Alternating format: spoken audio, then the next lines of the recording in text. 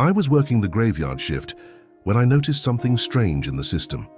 An order appeared on the screen by itself, without anyone having called or clicked on the app. The customer's name was Robert S., someone I knew had been dead for months. He had been a victim of an accident near the store, something we all talked about for weeks afterward. It was impossible to forget. Even so, there was the order, a pepperoni pizza with a cheddar stuffed crust. I thought about ignoring it as some kind of technical glitch, but something stopped me. After all, it didn't feel right to just cancel it like it was just another system error. Resigned, I went to the kitchen to prepare the pizza. But then something happened that still sends chills down my spine whenever I think about it.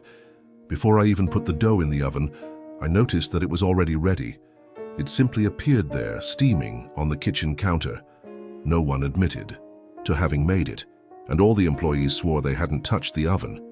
When the manager tried to cancel the order directly in the system, it froze completely, displaying only a message in blinking red letters. Deliver immediately. There was no escape. I was assigned to make the delivery, but something inside me knew that this night would be different from any other. I drove in silence to the address indicated, a place I knew had been abandoned for years. It was an old house on the outskirts of town, surrounded by dry trees and a rusty gate that creaked in the wind. When I arrived, I found the pizza box open on an old, dusty table, as if someone had been waiting for me. The most disturbing part was noticing that a single bite had been taken out of the center slice. A fresh mark, still moist, as if it had been made just minutes before my arrival.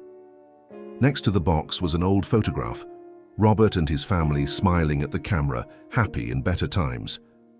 But the faces in the picture were crossed out with thick red pen strokes, as if someone wanted to erase them completely from memory. My heart raced as I took in the surreal scene. The air felt heavy, as if the very space was holding its breath. I looked around, trying to find any sign of life, but there was no one there. Only the distant sound of the wind cutting through the trees broke the silence. Just before I ran off, I noticed something even stranger. On the back of the photograph, written by hand with the same red pen, were words that made my blood run cold. They know you came. There was no way to understand who they were or what it meant, but one thing was certain. I had just delivered much more than a simple pizza. I returned to the car with trembling hands, trying to convince myself that it was all just a macabre coincidence. But as I drove back to the pizzeria, I noticed something even more unsettling. On the passenger seat next to the photograph I had absent-mindedly picked up was the slice of pizza I had delivered, the one with the bite taken out of it. I didn't remember bringing it with me. My mind raced, trying to find logical explanations, but none of them made sense. When I finally got back to the shop, all the employees were gathered in the kitchen, talking in hushed voices. As soon as they saw me walk in, they fell silent. "Where have you been?" asked the manager, his voice tense and worried. Before I could answer, he pointed to the order system screen, which now displayed only a repetitive message. They know. It was exactly what was written on the photograph. The air in the room felt thick, as if all the walls were watching us. No one wanted to talk about it anymore, but I could feel their eyes on me, as if I were responsible for something I didn't fully understand. Since that night, I started noticing small, strange details.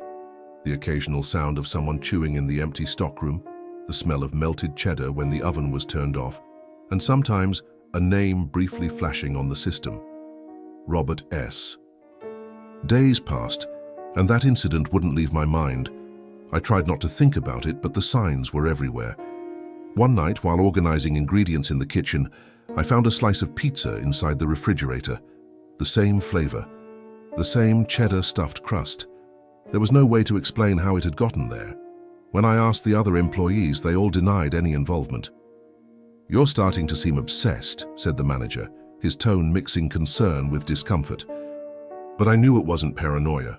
Something was happening, and I was the link connecting it all. Since then, I've avoided working the graveyard shifts.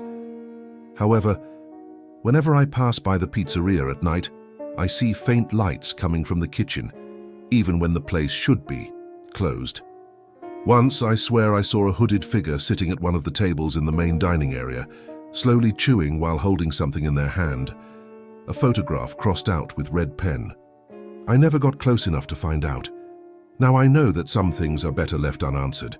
Robert S.'s order was delivered, but the feeling that something is still unresolved continues to haunt me. And sometimes, when I least expect it, I hear the unmistakable sound of someone taking a bite of pizza, even when I'm alone.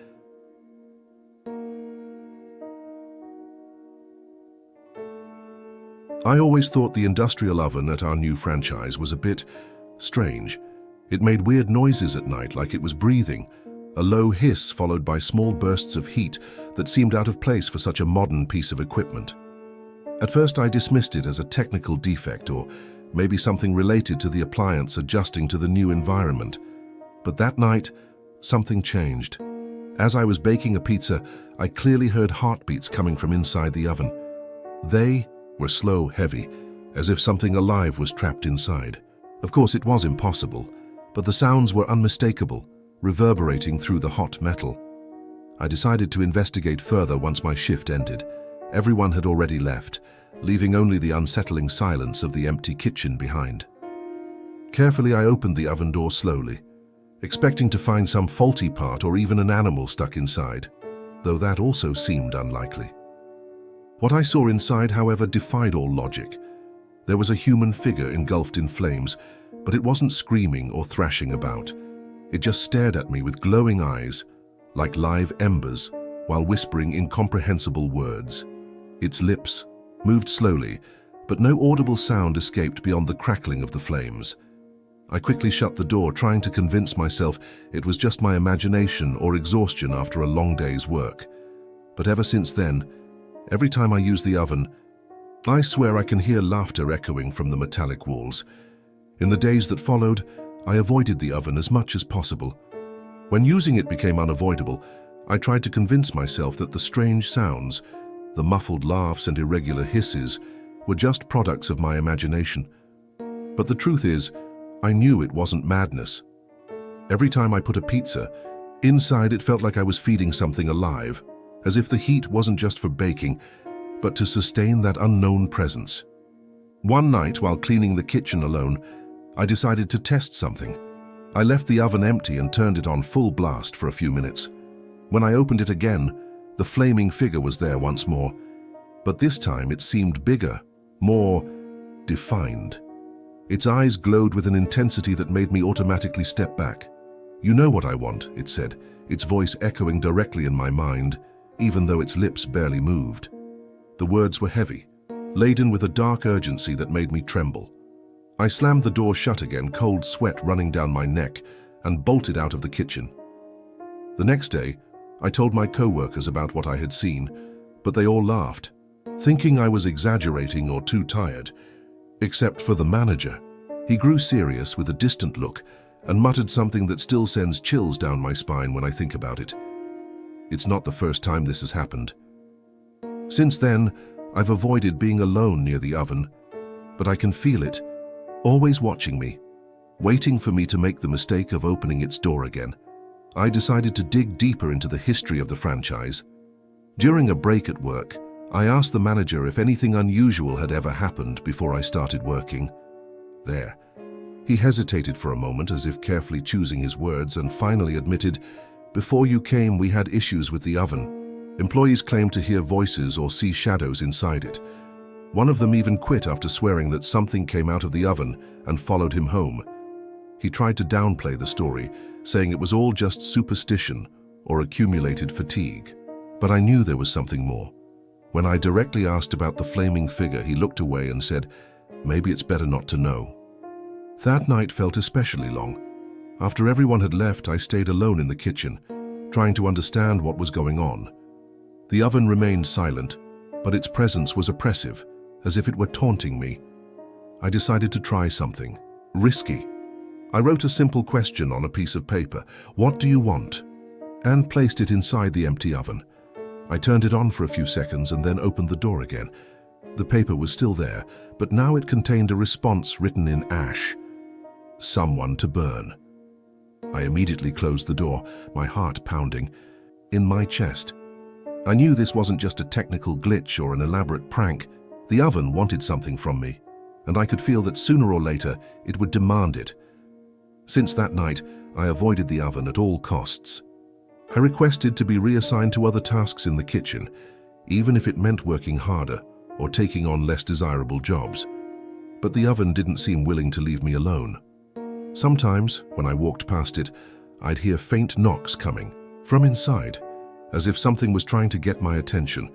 Other times, I'd feel waves of unbearable heat emanating from it, even when it was off and cold to the touch. It was as if it knew I was running, and it didn't like it. A week later, during an especially busy shift, I was forced to use it again. I placed a pizza inside, trying to keep calm as I waited. When I opened the door, the flaming figure reappeared. But this time it was smiling. It wasn't a friendly smile, it was cruel, triumphant. Before I could react, it extended a fiery hand toward me, as if trying to pull me inside. I screamed and slammed the door shut, running out of the kitchen. Since then, I quit my job and never returned to that franchise. But to this day, whenever I pass by a pizzeria and see an industrial oven, I feel that suffocating heat on my back and hear distant laughter echoing.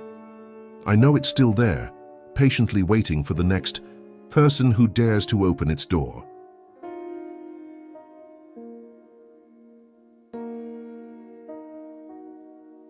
Our shop had a secret menu that few people knew about.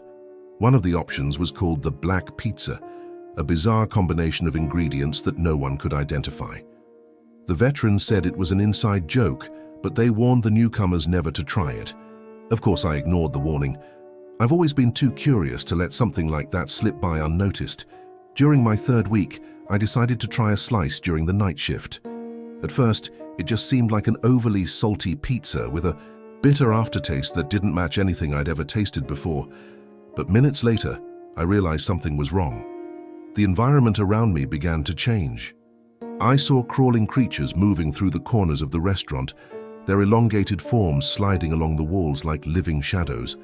They whispered names I didn't recognize, but that somehow felt familiar, like distant memories buried deep within my mind. I tried to convince myself it was fatigue or imagination, but the figures became clearer every second, their eyes glowing like embers as they watched me. Before I could run, I felt an oppressive sensation take over the space, as if the very air was closing in around me. I knew that pizza wasn't normal, and that I had just opened a door that should have remained closed. Hours later, when I got home, I noticed my hands were covered in black symbols, like burns. There was no logical explanation for it. I hadn't touched anything hot or acidic during my shift. The symbols seemed to be written in some kind of ancient language, their thin, intricate lines faintly glowing under the lamplight. I tried to wash them off, scrubbing hard until my skin turned red, but they remained intact as if they were now part of me. I searched online for answers, typing phrases like mysterious symbols after eating and strange pizza ingredients. That's when I found accounts from other people who had also tried the black pizza. They all talked about terrifying visions and the constant feeling of being watched. Some claimed the pizza was used in ancient rituals as a portal to another dimension. Others mentioned that the ingredients were gathered from cursed places, each carrying a dark energy that awakened something inside whoever consumed it. The more I read, the more chilled I became. One particular post caught my attention. If you've tasted the black pizza, it's too late. They know who you are now. I quickly closed my laptop, but the sensation of invisible eyes watching me didn't fade. To this day, I can't sleep without feeling like something is crawling under my bed, whispering those familiar names again. The following days were torment. I tried to keep up with my normal routine, but it was impossible to ignore the changes around me.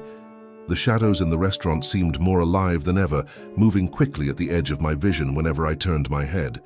Once, while cleaning one of the tables, I felt something icy brush against the back of my neck, like thin, elongated fingers. When I turned around, there was no one there, only the echo of distant, almost inaudible laughter. My co-workers began to notice my agitation. "You look pale," one of the waitresses said once with a worried look. But when I tried to explain what was happening, she simply shook her head. It must just be exhaustion. Or maybe you tried that, she added, her tone mixing pity with fear. I decided to confront the veterans about the black pizza. They knew more than they were willing to admit. When I pressed one of them during a break, he sighed deeply and said, "That pizza wasn't made for people like us. It opens doors that can't be closed." He hesitated for a moment, glancing around to make sure no one was listening, and continued, "They say whoever eats it ends up marked, as part of an ancient deal no one fully understands. The symbols on your hands? That's just the beginning." His words left me frozen. Before I could ask more, he abruptly stood up and went back to work, muttering something about not wanting to know too much. Since then, I've avoided even mentioning the black pizza, but that hasn't stopped the consequences of that bite from haunting me. The nights became a constant nightmare. I could barely close my eyes without seeing those crawling creatures emerging from the shadows, their whispers echoing like distorted voices in my mind. The symbols on my hands seemed to come alive as time passed, glowing brighter whenever I was near the restaurant. Once, while walking through the empty parking lot after my shift, I felt a presence behind me. When I turned around, I saw a hooded figure standing a few feet away, holding something that looked like a slice of the black pizza. It said nothing, just stared at me before disappearing into the darkness. Since then, I've felt like I'm being watched not only inside the restaurant but outside of it as well. To this day, I can't escape the feeling that something is always beside me, patiently waiting to pull me into that other world. The visions have become more frequent, and the whispers are now almost constant, like a low hum that never leaves me alone. Sometimes when I'm alone at home, I hear faint knocks coming from under my bed, as if something is trying to get out. And no matter how hard I try to ignore it, I know it's real, that the black pizza opened a connection I can't undo. Now I live with one foot in two worlds, mine and theirs, and I know that sooner or later, they'll come to take me away for good.